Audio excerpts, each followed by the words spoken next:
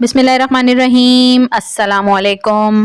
روایت ہے کہ جب حضرت موسیٰ علیہ السلام نے لاٹھی پھینکی تو وہ زرد رنگ کا ایک بالدار اژدہا ہو گیا۔ اس کے دونوں جبڑوں کے درمیان اسی ذرا 120 فٹ کا فاصلہ تھا۔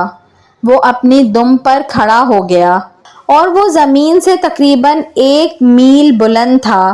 اس کا ایک جبڑا زمین پر تھا اور دوسرا جبڑا فرعون کے محل کی دیوار پر تھا۔ وہ فرعون کے پکڑنے کے لیے دوڑا۔ فرعون اپنا تخت چھوڑ کر بھاگا۔ اس کے دست جاری تھے۔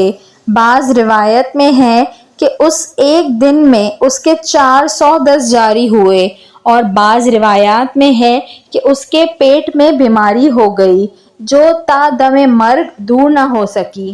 ایک روایت میں ہے کہ اس نے لوگوں پر حملہ کیا۔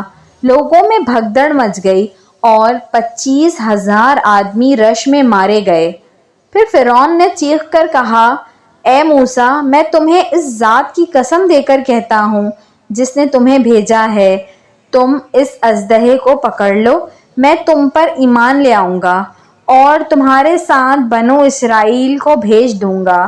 حضرت موسیٰ علیہ السلام نے اس اژدہے کو پکڑ لیا تو وہ پھر لاٹھی ہو گیا۔ بظاہر اس روایت میں کافی مبالغہ ہے، لیکن علامہ آلوسی ایک سکہ عالم ہیں۔ انہوں نے اس روایت کو اعتماد کے ساتھ نقل کیا ہے، اس لیے اس کی کچھ نہ کچھ اصل ضرور ہوگی، کیونکہ اگر وہ عام اژدہا ہوتا تو چند لوگ مل کر اس کو مار ڈالتے، لہٰذا اتنی بات یقینی ہے کہ وہ اژدہا بہت بڑا اور غیر معمولی جسم اور خوفناک تھا۔ حضرت موسیٰ علیہ السلام کا دوسرا معجزہ یہ ہے کہ انہوں نے اپنے گریبان میں ہاتھ ڈال کر نکالا تو وہ بہت روشن اور چمکدار تھا، اور جب دوبارہ گریبان میں ہاتھ ڈالا تو وہ معمول کے مطابق تھا۔ حضرت ابن عباس نے فرمایا، وہ بہت سفید تھا اور اس کی یہ سفیدی برس یا کسی بیماری کی وجہ سے نہیں تھی۔